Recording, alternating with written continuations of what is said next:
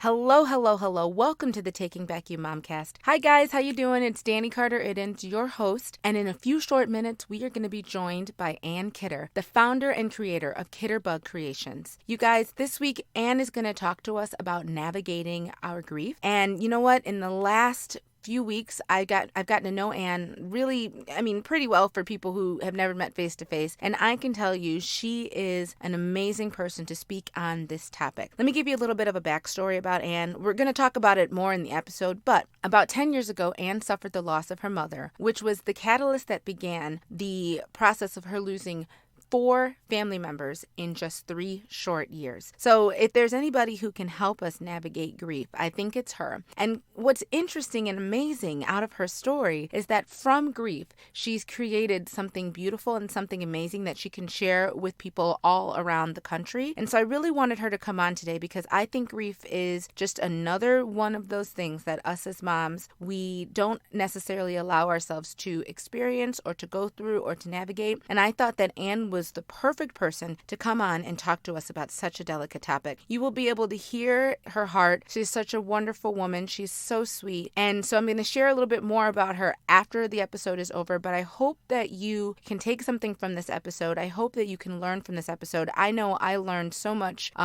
about grief in my own life and how to navigate it. And so I hope that this will be a resource for you in the coming weeks, months, whatever, whenever you need it. I want to remind you before we get to it, though, that if you love this podcast, and I hope you do, I hope that's why you're listening, because you love it, please, please, please, if you haven't already, subscribe to the Taking Back You Momcast and share this podcast. That's the number one way we keep doing what we're doing. Share, share, share. Mwah. I love you. I'll talk to you after the interview.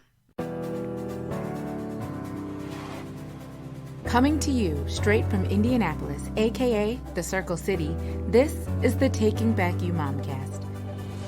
The Taking Back You Momcast is a witty, authentic, and sometimes sarcastic podcast for millennial mamas who are in the thick of mom life. And I'm your host, Dani Carter-Iddens, wife, millennial mama, motivational speaker, and motherhood advocate.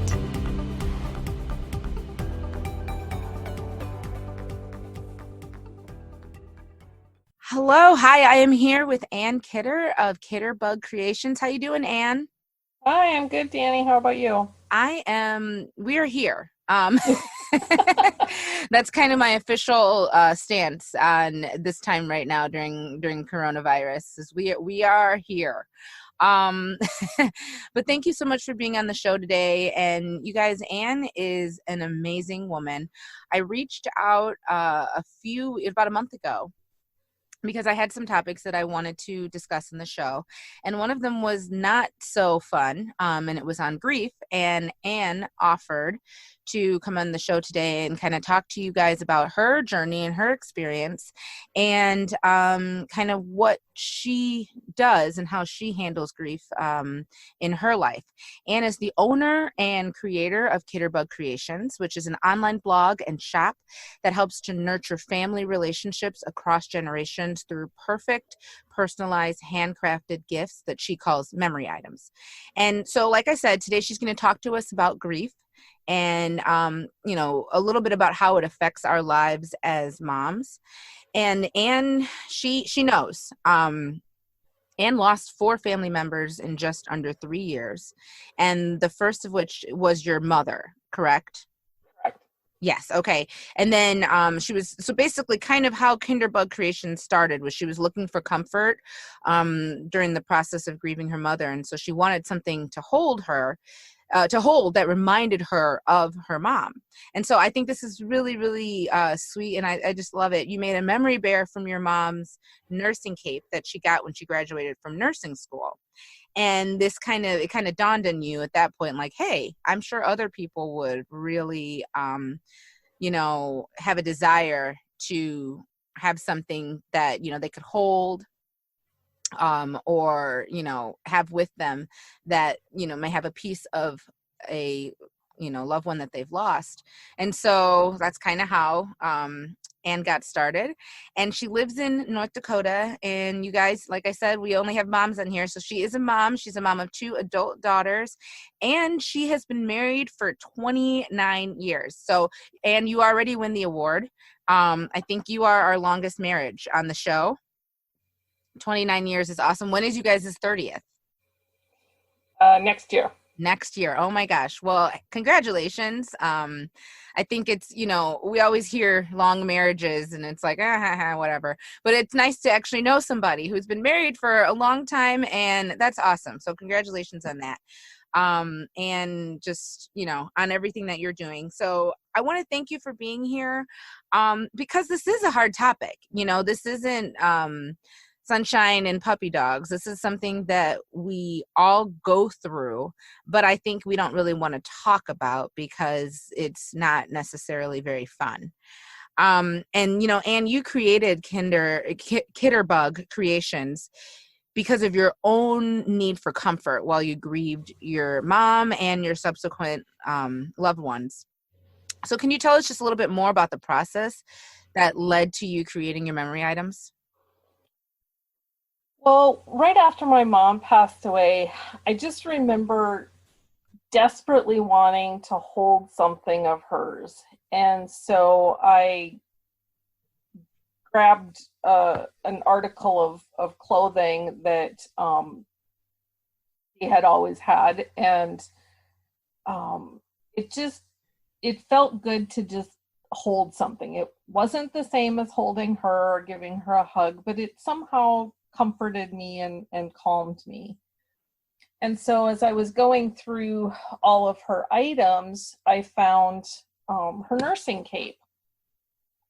And she was very proud to be a nurse. And so that nursing cape held great meaning to her. And she'd kept it all of those years. So I struggled to try and figure out what to do with it. I really couldn't donate it anywhere. It wasn't going to mean anything to anybody, and really couldn't throw it away. It had meant so much to her. And so I was like, I have this pattern for a bear. I wonder if I could make a bear out of this. And so I carefully cut it apart and rearranged pieces and turned and twisted and managed to get about 4 bears out of that fabric. And so I got one, my daughters each got one, and my brother got one. So that replaced the article of clothing that I had clung to. And it was something that just seeing it reminds me of her. Being able to hold it comforts me. And even 10 years later, I don't need to hold it as often, but it still brings me comfort just being able to look at it and see it and hold it when I need to. Well, that's really sweet. And that's really cool that you have that talent to do that, because I know a lot of people would love, something like that, but they just don't honestly have it's just not their skill set, and that's cool. So now when you lost your mom 10 years ago, that was kind of, and this is something, full disclosure, Anne and I have talked before. And so she gave me a little bit of a background on kind of what happened kind of as I guess it was kind of like just a downward, I don't even know how to describe it. After you lost your mom, kind of explain the difficult time that you had after that, because then you lost I believe next was your grandmother? Grandfather. Your grandfather, okay. Your grandfather, and then your grandmother? Correct. And then your uncle. Yep. Okay. So can you tell us a little bit more about that, and just kind of how that transpired, and like kind of how you ended, where you ended up mentally? Yeah, right. I know, right? I think we know the answer to that, but just kind of what your thought process was while all of that was going on. Well, when you were talking about that thought process, it brought to mind shortly after my mom had died, we hadn't even had the funeral yet, and someone asked me, have you taken time to process, your feelings after the death of your mom? And I'm looking at him with a funny look of, Are you kidding me? Yeah, like what? I'm planning a funeral. I'm taking care of my grandparents. I'm still trying to take care of my kids and my husband who are not here with me because we're in separate cities. And no, Yeah, right. time to do that. What's that? And so, I my grandparents were in their probably 90s at Hmm. the time. And so, it certainly took a toll on them burying their only child. Yes. And so my concern kind of went to taking care of my kids' mental health and my grandparents' mental health, as well as a lot of the physical aspects of, making sure that they have their medications and that they were taken care of. And so I'm not even sure that I really processed all of that grief. Hmm. I don't remember having time. The only thing I remember was thinking I wanted the world to just stop. Just Yes. for 5 minutes, just stop. Just let me catch my breath. Just stop going on. Just stop for 5 minutes. And nothing ever stopped. Yes. Kind of just went through the motions, and I got to the point of, I got through the day. I breathed in, I breathed out. We made it through the day. We're good. And some days those were the accomplishments of the day. Other Yeah. days I could, get tasks done, go through some of her things, rearrange things, whatever. But most of it was focusing on my kids and my grandparents. And we ended up, maybe a year later, moving my grandparents into the same town that we live in. So that made it much easier. I didn't have to travel back and forth. But I was then going there much more frequently. And their health was declining. And so taking care of, all of that. And then things got really significantly worse, and I ended up having to move them into a nursing home, which was just absolutely devastating and heartbreaking. But looking back on it in the face of COVID, I am so grateful that it happened when it did, because I can't imagine having to make that decision now, or having to Right. not be able to visit them in a nursing home and have them, not have that physical connection or that contact or the ability to see family members. And my heart just breaks for all of those family members who are going through that right now and having to not be able to see family members in nursing homes and health, facilities and things. And anyway, we moved them in,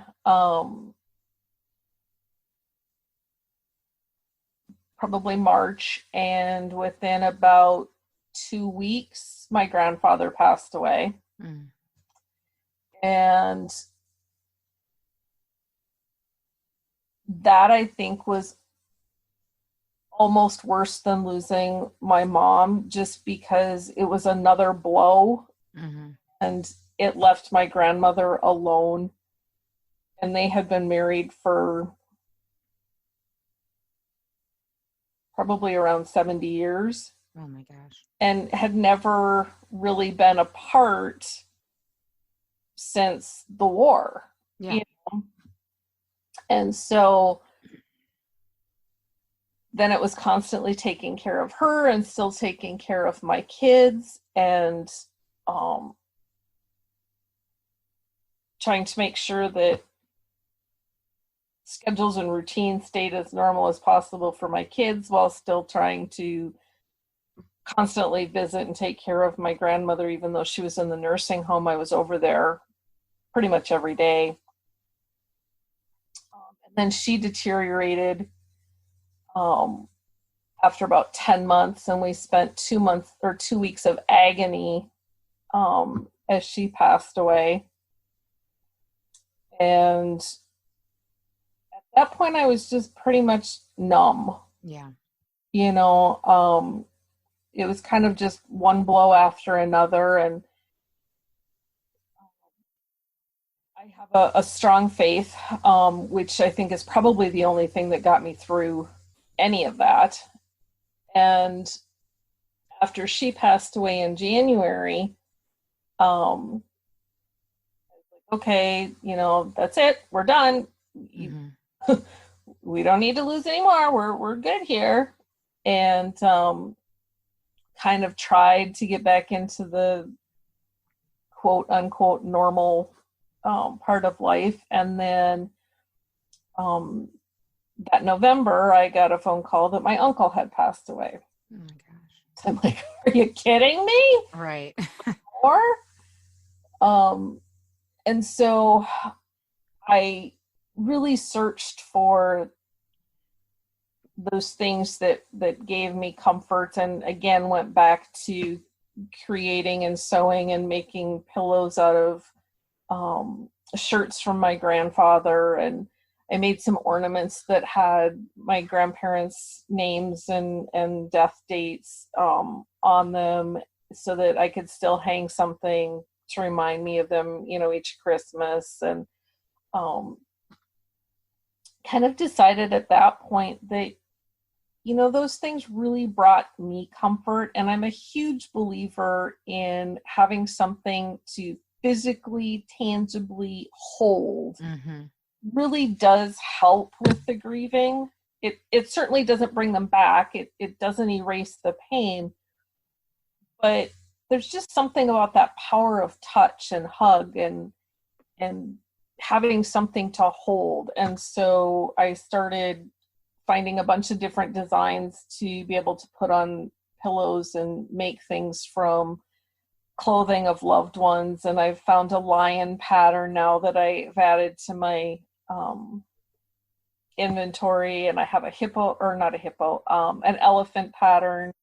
So just a lot of different ways of being able to still keep those connections and those memories, and having that physical thing to be able to hold. And I think that's really I your story is so I don't even know. I honestly well, to put it this way, my actually today is the 14th. So 4 days ago was the 5-year anniversary of my grandma's death. And she was very she was basically like my other mother. She raised me my entire life, and she died when I was 30. And it was like, you know, like you said, it is almost in a way you're numb, and you're not even really paying attention to, you know, the things that you would normally pay attention to. And one of the things we had discussed when we spoke before was, I don't even, you know, and like you said, I don't even really know what the heck was going on. If I had, you know, to look back on that time and the choices that I was making and the things that I was, you know, doing, I can't exactly say that I could justify everything, you know, because I don't exactly know how I got through it, but we got through it. And, you know, as a mom, I think a lot of us feel like we just have to push through. You know, we have to push through our pain or our grief. And like you said, you were just focusing on your daughter's schedules. You were focusing on, you know, your grandmother's schedule and what she needed, and, you know, getting to the nursing home. And you weren't necessarily processing anything for yourself in your own brain. And I like how you say, you know, your main focus in grieving was not you.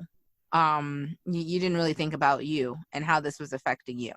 And I think a lot of moms have that. Mm-hmm. And I don't even know if it's necessarily just grief of losing losing a loved one.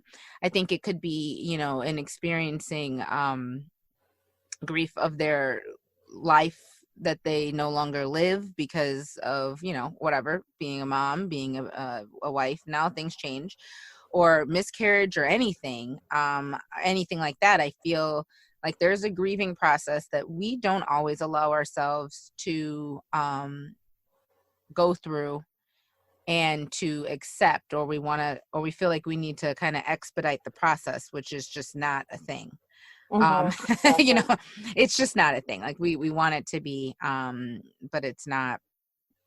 And, so you talked a little bit about your daughters, but they were in their early teens. You said your youngest was 12 and your oldest was 13 when your mother passed away. So how did that impact your parenting? And, because at the same time, they're grieving as well. Mm-hmm. So you have to, it's kind of a weird balance, which is, why I wanted to discuss this issue, because I think as moms, our emphasis is always on, I want my children to feel better. I don't want my children to hurt or be upset or whatever. But part of their grief is, like they lost their grandma, but they also know that their mom is not, she's not happy. She's sad as well. So how did you navigate that with your daughters? And they were young. I mean, like 12, 13. That presents a whole nother issue. That's another conversation for another day. Young teens, young teenage girls specifically. But, how did you navigate that, where you were dealing with your own grief, but you weren't really dealing with your own grief, but you were also trying to help, your young daughters navigate their grief and live, their lives. Because like you said, time won't stop, even though you want it to. How did you navigate that? Well, I was really very blessed that I had really still have really good daughters who had, good shoulders on their head and navigated through things really well. I think part of it was that they were involved in the funeral services. Mm-hmm. Actually, I had found out that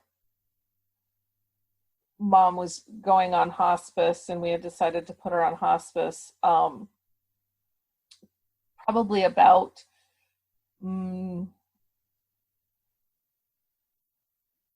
a week or so before my daughter was going to graduate from 8th grade. And so we kept that from them to let her be able to have her 8th grade graduation without knowing what was all going on, and not have that memory clouded with pain and sadness. Right. Oh, well, and oh my gosh, that's a lot on you and your husband. Yeah. Yeah. I remember driving home and I pulled over a couple houses down the street because I needed to call back and make sure that they were, okay when I had left my mom and my grandparents, and was making some phone calls, and I didn't want to be crying at home because I didn't want the kids to know. And some neighbor actually called the police on me because I'd been sitting outside their house. And the officer came up and he's like, "We've had reports that you've been here for a while and you seem distressed." And I'm like, "Well, I, just got word that my mom's going to be dying shortly and I needed to make some phone calls." But actually, I thought I was doing pretty good. I really haven't been crying in the car. I was doing that on the drive back. And right. You're like, actually, I feel great. Yeah. And so I pulled into the garage and had my husband come meet me out in the garage. And I said, "Well, apparently I can't park down the street and cry anymore because..." Yes. Oh my gosh. Well, so that was my funny story of the day.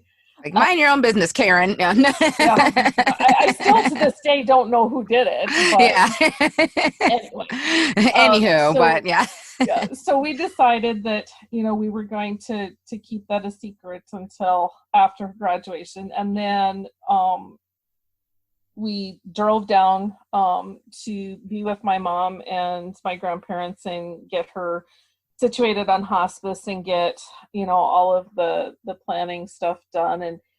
And so they were involved in some of that, and they actually sang at my mother's funeral.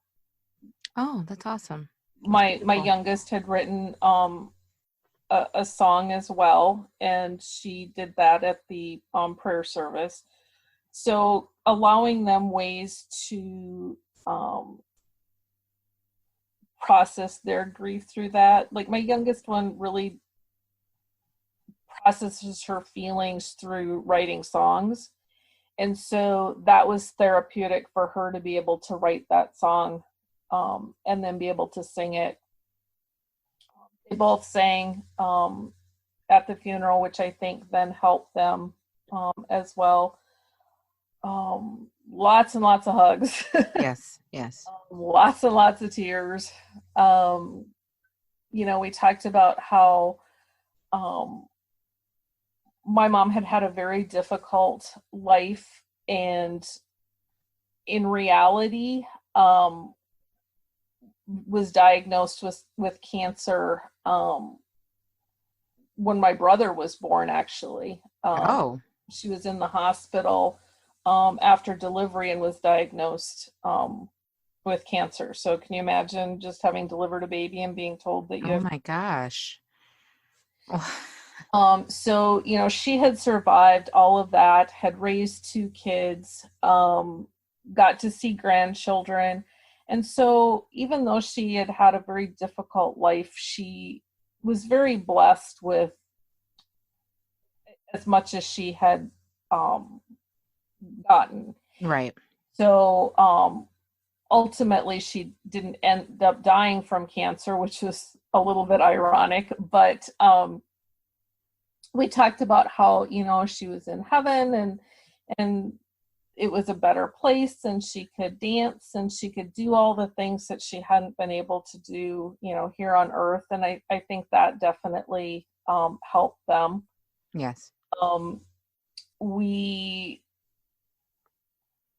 That Christmas was really tough. I just didn't have the energy to put up the tree and to decorate and to do all of the things. And so we kind of sat down and said, what do you guys really want? What means the most to you for Christmas? And for me, I had always taken pictures of the kids putting their first ornament of the year on the tree, because I'd gotten them a new ornament every year. And so I said, I still want those pictures. So we found a much smaller tree that we put up in the living room, and the only 2 ornaments on it that year were the 2 ornaments that I had them hang up so that I could get my picture, because that was what they needed that year, and the rest of it they didn't really care about. Right. And you're I think that being realistic about what you can actually do and take on is really important. And because when you lose someone that you love, it also changes, obviously you're grieving, but it also forever changes the dynamic of the family and their traditions that you take part in. Exactly. And I know there are things that we used to do when my grandma was around that we don't do anymore. Some of it is from the fact that it was something that she really enjoyed, and so if she's not here, it's kind of like, okay, we remember that that's something she likes, but it wasn't, like you said, it wasn't super important to us. But there's also just that kind of like you said, the energy. I like how you put that. The energy that this is all I got, you guys. This is the energy that I have. This is how much energy I have. And so this is what, and when it comes down to it, what really means the most to us, what really matters to us, that's what we're going to do. And then everything else was just going to have to wait a minute. So I can you talk a little bit about your tradition, like that tradition of taking the picture with the ornaments. And I think it's, first of all, can I tell you how much I actually love that tradition of taking their picture? I think that's really sweet and really cute. And I'm sure it's something that you guys get to look at every year. And, that's really cool that you have those memories to look at and that are tangible. But, you talk about how you said you didn't have the energy to put up a tree. And, I think that for a lot of moms, we find ourselves in that situation where we don't have the energy to do the quote unquote things that you're supposed to do. Mm-hmm. And so you said, okay, well, this is what's actually important to us. So, okay, we're going to go would you get like a little bitty tree from like, a store, and it was all, and so you didn't go cut down the tree and go do all these things, but hey, it was a tree. You made it happen and you got what you needed from that experience.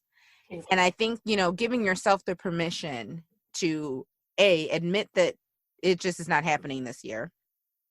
And to be honest with your children about that, because I think that's where a lot of us moms fall, we fall apart, is we don't want to be honest with our children and say, mommy is just not there right now.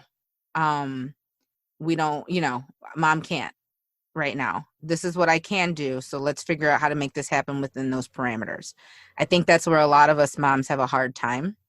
And then what'll end up happening is we keep doing. And then we may have, it'll come out eventually. But maybe not the way we would like it to. So, can you just tell us a little bit more? I know Christmas changed, but did any, I know that first year, oh yeah, is always, oh gosh.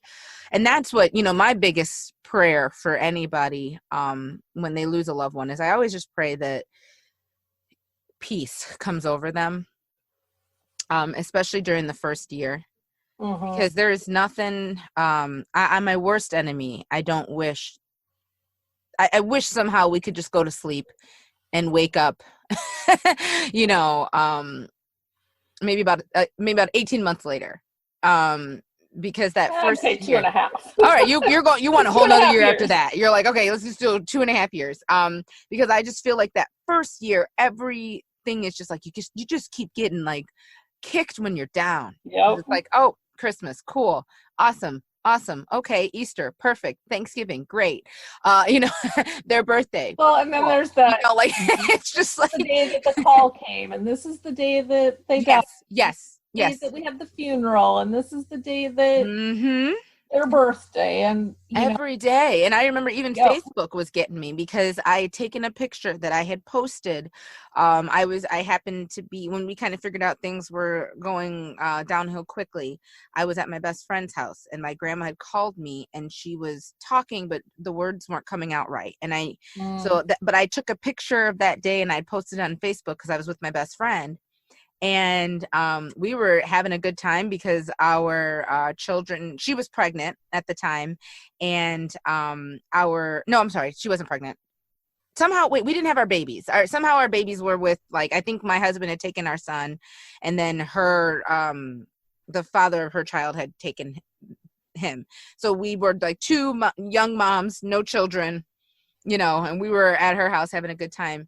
And I took a picture and I posted it on Facebook of us. Well, that happened to be the night that I had to drop everything, rush home, and take my grandma to the emergency room. And that was kind of the beginning of the end. Mm-hmm. So now even seeing that picture, and I think in the picture, mint Oreos were in the picture. And like, it's ruined mint Oreos for me. Forever, like just weird things that don't make any sense. But that you tie with that. And so every time you see those things, it can do one of two things. It can actually comfort you, or it can kind of trigger you. Exactly. And so, how did you handle that? I think you're right. Let's say 2.5 years. We just pull like a Sleeping Beauty, go to sleep for a little bit, wake up, and Well, which unfortunately, the reason I said 2.5 years was because that first year was, all of those first, and you're right, yeah, the mint Oreos, or you see a bird and it reminds yes, you of, something, or you smell something, or there's just so many triggers, and you're like, okay, why am I bawling? yeah, Oh, yeah, well, that's yeah. and so, And but I would go so far as to say it physically hurts. it does. I remember having physical pain. Oh yeah, And my stomach hurt like for yeah, months. yes, yes. I thought I had an ulcer. I thought I was ready to go to the doctor. I was freaking out. It Yeah. it definite, most definitely. But that first, I don't know, month, 6 weeks, whatever, you're still getting, some of the cards and the condolence calls and the whatever. Mm-hmm. And then by that second year, you're like, hello, I'm still here. I'm still getting triggered by, Christmas and Thanksgiving or whatever, but there's not that offer of support, and that Mm-hmm. those phone calls and those letters and cards, and sometimes I think that second year, it's not worse in the same way. It's just bad in a different way, because Yeah. feeling maybe a little more alone. Yes. People think you should be over it by then, or that you should have moved on, or again, more of those should haves. And I really think it takes that 2.5 years to kind of start having things go, and they never go back to normal, Right. but I call it the new normal. Mm-hmm. Because it's a different baseline. It's a different way of dealing with life and thinking. And I really think that first year, you almost go into survival instinct. Mm-hmm. What do I really need to accomplish today? What really needs to happen? Okay, the kids need to get fed. And I go back to that. I need to breathe in and I need to breathe out. And, does it really matter that you got your checkbook balance today or a week from now? No. Right. Or if you got Christmas cards sent out this one year or you skipped it? No. So you really kind of go back to that basic of what really truly needs to happen. What do you have the energy for? What can you focus on and accomplish and deal with today? And the energy changes. Some days you'd have really good days, and you could go through their belongings and you could sort through things. And then I'd go weeks where I'd step into the room to look at something and I'm like, I just can't. Yeah. I can't. It zapped my energy and I could not go through a box. And I'm like, okay, well, I guess we're not doing that today. But slowly starts to come around, and the overwhelming, crushing darkness and sadness, starts to lift, and you still miss them and you still wish they were here, but it's that physical ache, that stomach ache, or that heavy oppressive feeling does lift with time. Yes. I know, and it's funny you should say that. I kind of went the opposite way. So I did the opposite. I worked, and I'm like this in my life. And I think a piece of this too is understanding your personality. Because my kind of way that I hide things is I do more. Probably some of my best, I don't know if I shared this with you or not, but I'm a classically trained dancer. I would say probably some of my best choreography was when I knew I was going to quit. So I kind of overcompensate. when I'm going through a tough time. It's just it's a weird thing. And so when I knew I was kind of on my way to healing, kind of in, like you said, phase 2, new normal, was those first couple of years after she passed away. I didn't miss a trick. I did everything. Like every single, I worked really hard to make every holiday perfect, to do it exactly how grandma would do it. I, even down to and this is a tradition that I have kept, but every New Year's she would buy us little champagne flutes with the new year on them that my husband and I would drink out of. And the only year I missed was, because she died in 2015. The only year I missed was 2016.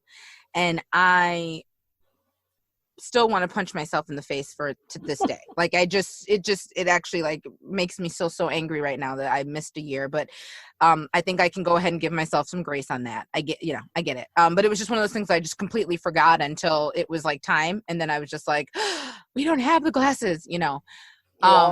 But when I realized I kind of was maybe starting to turn a corner and was kind of stepping into my new normal was about 2018. We got to Christmas and I just was like, you know what? I'm done doing Christmas cards. That's annoying. I'm not doing that anymore. And I realized that it was actually because I had been working so hard to prove to everyone that everything was okay. And then I finally got to a point where I didn't need to do that anymore. And I just could be okay with how life was now. And I could be okay with how things were now, and they weren't the same, but we're getting by. We're figuring it out. We're existing. And I kind of figured out ways to infuse her into, my son's memories, because he was only 18 months when she passed away. So he doesn't remember her, but he remembers her. Right.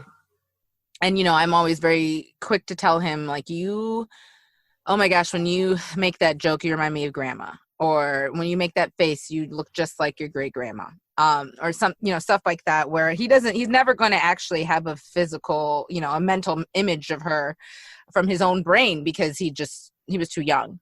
But he knows her because he knows, about her mannerisms. Or sometimes I'll even just say to him, okay, Barbara Carter.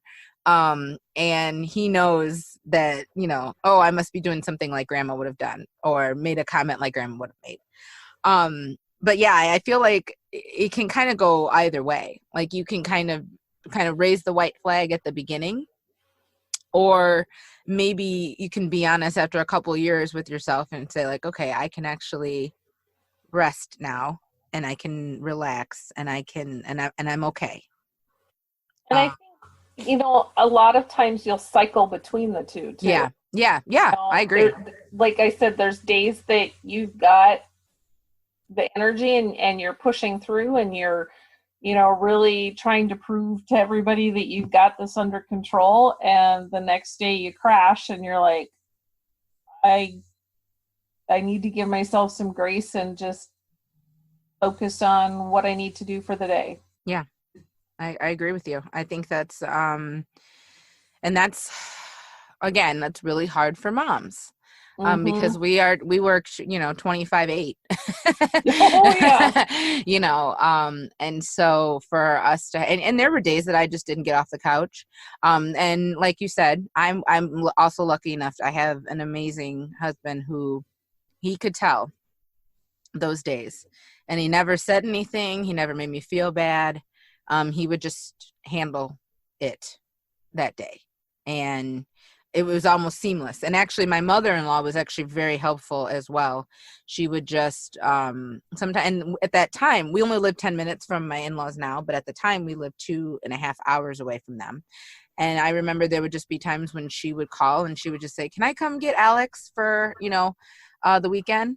And I would say yes, or, yes, you may. And then this is, I want to tell everybody who, if grandparents mean it when they say they want their grandchildren, so just give them to them. It's fine. Yep. But that was very helpful, is that I did have a pretty good support system, and they weren't, Dani, I can tell you're sad right now, so I will handle the things for you. It was just, they kind of could look at me and then they knew, okay, kick it in. And I never really had to say anything, and that I did have that blessing with them. And so I think you're right, though. It's on and off, on and off. And even still, it's 5 years later, and you're 10 years out, so you can tell me that it's still on and off. I sat in the kitchen on the 10th, and I cried, just big, ugly, nasty tears. Yep. And and my husband and my son, they had gone outside to play. And I just sat in the kitchen and cried. And I haven't done that in probably, I would probably give it about 7-8 months, And so does that mean I'm weak? No, it just means that, like you said, it was just one of those. And I cried. It was big, ugly cries. My dog was looking at me like, you all right? And then I wiped off my face and got back to it. And I think that's sometimes what you need to do. And it's okay. And like you said, it's a new normal. I think of it like, have you ever seen Back to the Future Part 2? Oh, yeah. Where, they go back and now there's an alternate timeline because something happened, and now they go back to the same, they go back to 1984 or 1985, but it's now a different timeline. Like, things are different. Yep. And I feel like that's kind of, how dealing with grief is. It's like, oh, all this, pretty much everybody's still here. All the same players are involved, but it's different.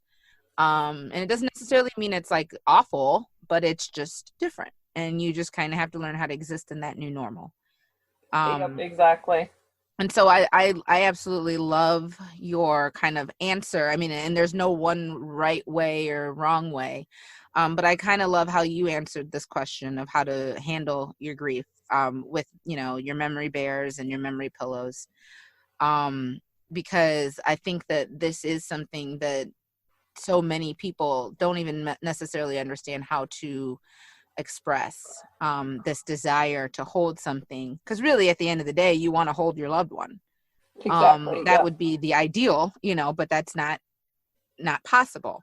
And so if you can hold something of theirs that, maybe even smells like them, or, gives you a positive memory, I think that's, as human beings, that is something that can really give you comfort when you are, in the depths of the grieving process. But even years later, I had told you I have something of my grandma's that I keep in my closet, and I just like, sometimes I just like to open it and smell it, because it still smells like her.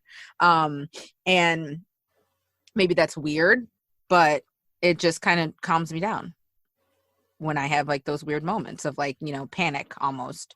And that's okay to have, but it's nice, like you said, it's nice to have something to hold, and a tangible thing that you can hold on to, and squeeze in, and it's not a replacement, but it's something. So wow, KidderBug Kreations, how long have you been doing that? Probably about 5-6 years. 5-6 years. Okay. So you just, and so you like you said, you personalize everything. So people can send in, how does that process work? People can send in something. Well, basically they order off of the website, see what they want to purchase. Okay. And they get an address to send their articles of clothing. And I make the item for them and mail it back to them. That is really cool. First of all, that's just, man. And so I'm sure there's a lot of emotion even for you on that end as well. Definitely. Yeah, I can't imagine, because you're holding someone's loved one's item. There's got to be a lot of emotion and feeling involved on all those fronts. And I know that you, like you said, you're a woman of faith. And so I appreciate that you are able to do this for people, because it really is, you know, you are doing God's work. And it might be like, okay, I'm making a pillow, but like you are doing God's work, because you are helping these people to feel peace and to feel comfort when they might not, have been able to. Mm-hmm. So I'm going to share all the information for people to find you. You can go to KidderBugKreations.com. And you can find our blog and our comfort items there. And I'll add all that information in the notes for this episode. And I want to end, because this was a heavy topic. It is a heavy topic. But I want to end on just something positive, because this is so heavy. And I just think that even on top of, the grief of losing a loved one, I think right now we're just like, ugh. When we look back on this time in history, it's just we need as much positivity as we can get. So you shared that you have been to 6 continents, and Antarctica is not one of the ones that you missed. So I'm assuming that means you've been to Antarctica. What? Yes, I have. And it's not even North Dakota where I live. Right. I was going to say, because I'm like, maybe you got lost because you live in North Dakota. Maybe you're confused. No. You thought it was Antarctica, but it was just North Dakota. But okay, so how did you end up in Antarctica? What?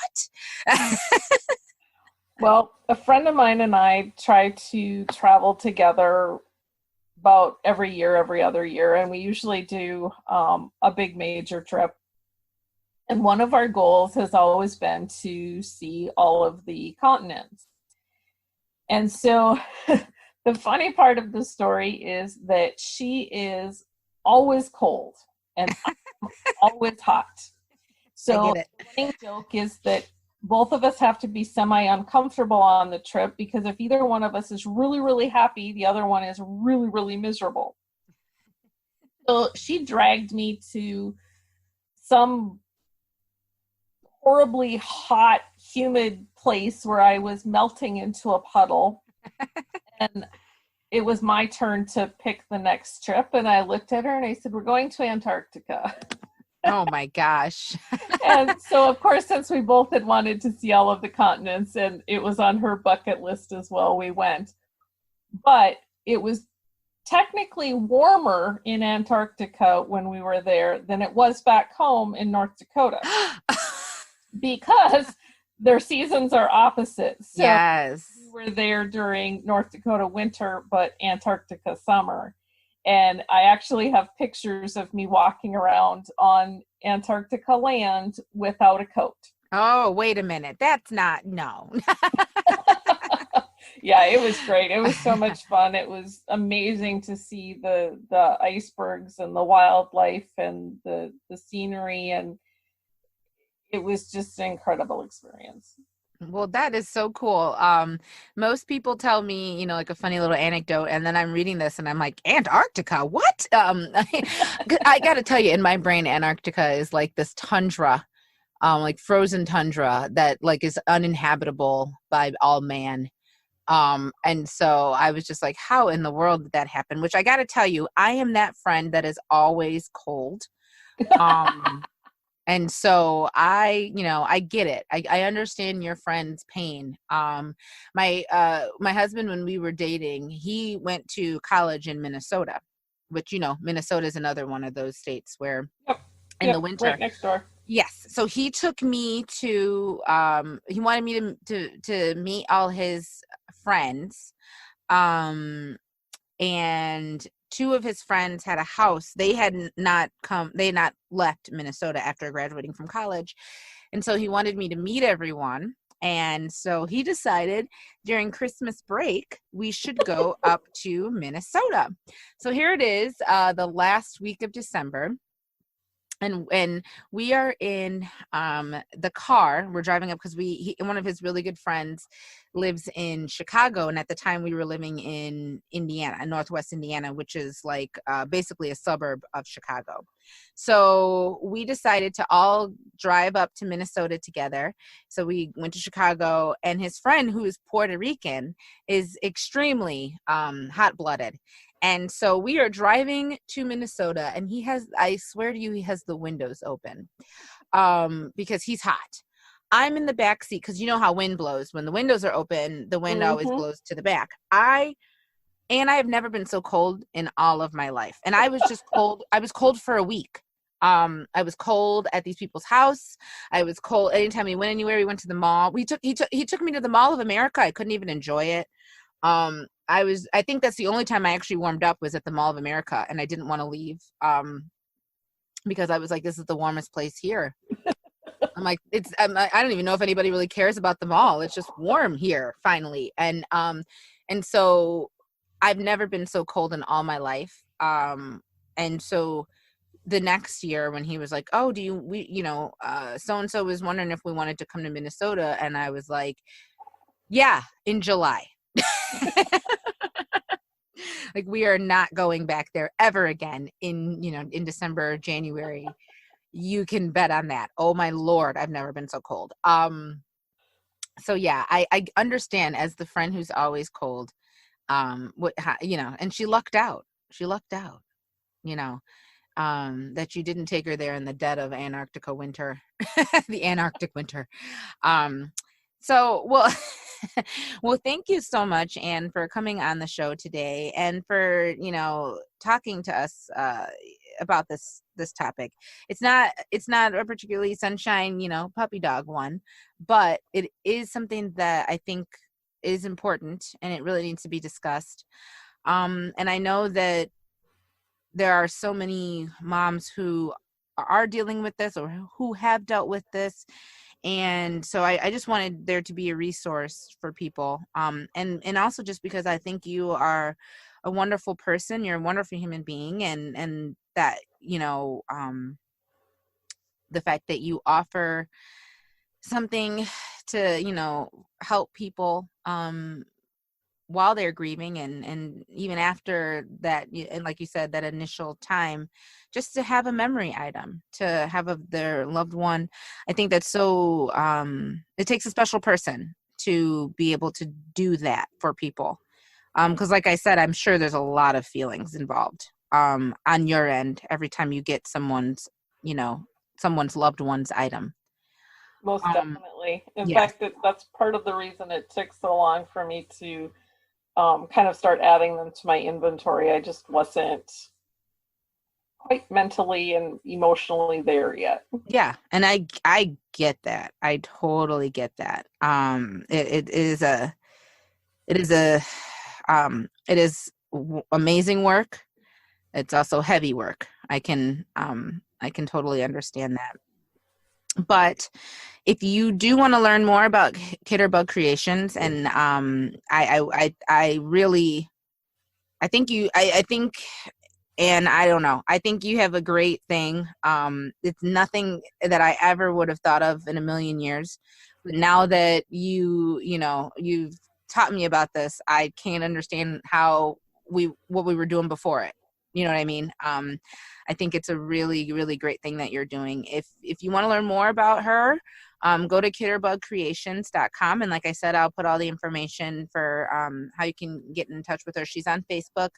She's on Pinterest. What else are you on Instagram? Yes, ma'am. Yes, you're on Instagram. No Twitter, though. Her and I had a conversation. Twitter. We're not doing, we were done. Twitter, no. And, these items can be personalized for your family members, for your children, for your spouses, for your friends. And take it from me, it would be a great resource. And Anne is actually, I haven't told her this yet, but I'm actually going to be sending something to her that I would like done of my grandma's. So I've been ruminating on what I want to do. So yes, I will be contacting you soon with that. because I think that what you are doing is just, oh, I mean, it's amazing. And you really are doing God's work. I think that's really cool. I think you're an awesome person, Anne. Well, thank you. That's very nice to hear. And well, I mean, I'm saying it because it's true, you know. I mean, just being real deal. And I think that your work is really great, and it's really necessary. So, you know, thank you so much for coming on today. Do you have anything that you'd like to share? You know, anything else that you'd like to share with our mamas who are listening before we go? I think the biggest thing is just to give yourself some grace and some patience, and to accept that wherever you're at right now and in a given moment is okay. Mm-hmm. Yeah. Yeah. Thank you for having me, of course. Well, and yes, and no, and thank you so much for coming on, because, you know, it's not like I said, it's a heavy topic. And I agree with you 200%.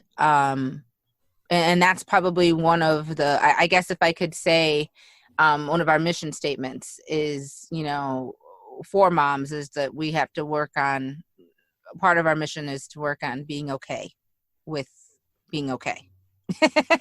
Yes. So I thank you for saying that and for reiterating that, because, you know, we always need permission, us moms, to and we realize we don't have to be realize we don't have to be perfect all the time, which is really hard for us, but we're gonna really, really hard. Yes, it is, but we're going to keep and I feel like if I say it every week. Oh, you only have to say it every week? I have to say it every day. Well, I mean, I say it to myself every day, and I try to say it to at least one mom every day, but I you know, I say it on the podcast every week, and then I try to tell as many moms as I can in my life. Then maybe, just maybe, somebody will probably feel like one day, you know. But it is hard, so I totally understand. And Anne, thank you so much for coming on the show today. I am, like I said, I'm going to share everything so that you can get in contact with her, and I hope you guys have a wonderful week. What are we in? I think this is week 5 for me. I don't know. Track. Yeah, I know. And that's how I feel too. The only reason I'm kind of semi keeping up is because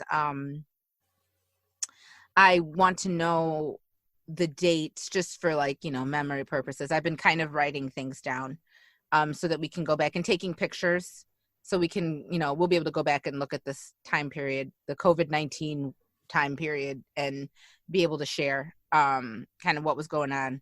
So that's really the only reason I even have like a modicum of an idea of how long it's been. Yeah, I mean, otherwise but I hope everybody's having a great week and enjoying, if you are at home, that you're enjoying your families. I do want to take this time really fast to thank all of the essential workers, all of our medical people, grocery store people, postal service, everybody who is still out there, who's still doing their thing to make sure that we have all the things that we need and the care that we need. Thank you so much. And I will talk to you soon. And everyone else, I hope you have a wonderful rest of your day. Bye. You guys, I always say that, you know, this episode's my favorite, or whatever. But I honestly, you know, I want to be real with you. Talking to Anne was possibly one of my most favorite interviews. She is such a genuinely kind and caring and loving person that speaking to her just really helped me deal with some grief that's going on in my life. I shared in the episode, but my grandmother passed away 5 years ago on the 10th. And I've spoken on it a little bit, but I can't believe that 5 years ago can seem like yesterday and a long time ago at the same time. And so I really did want to have somebody come on the show today to talk about grief, because I thought that I figured when I look back on everything that was going on in my life in 2015, I figured I was not the only one. I figured there were other moms who were going through grief but weren't exactly able to navigate it because they were moms. And, this is not exactly a new thing, but I wanted to have that resource out there for you. So I hope this was helpful. If you want to learn more about Anne and what she does, you can look at the notes for this episode. You can also visit her at KidderBugKreations.com. Anne she's just a great woman. And the fact that she does these things, like I said, it can't be easy to take someone's loved one's item and make something for them from that. But she does it, and she does it because her heart's in the right space and in the right place, and she is genuinely wanting to help people heal.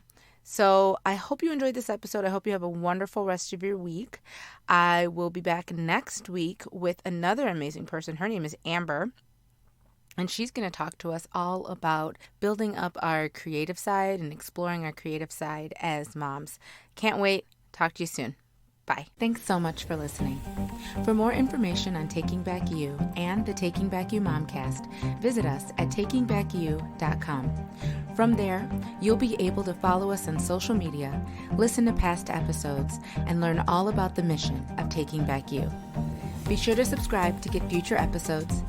And from all of us at Taking Back You, thank you so much for your support. Hi, I'm Dani Carter-Iddens, founder and creator of Taking Back You. My vision for Taking Back You was simple. I wanted to create a safe place for mamas to focus on and believe in the dreams that have been placed on their hearts by God, where they could walk alongside other mamas who get and give advice on how to do this mom thing. And I wanted to tell mamas what I wish someone had told me, that it's possible to be both a great mom and more than a mom at the same time. So join me. Let's build a community of mamas who aren't afraid to reach for the stars, even while holding their little ones in their arms. Let's grow together. Let's learn together. And more importantly, let's remember that becoming a mom doesn't mean we have to give up who we are. Want to learn more? Join us at takingbackyou.com to learn all about the mission of Taking Back You, to connect with other mamas, and to share your expertise. I can't wait to do this mom thing with you.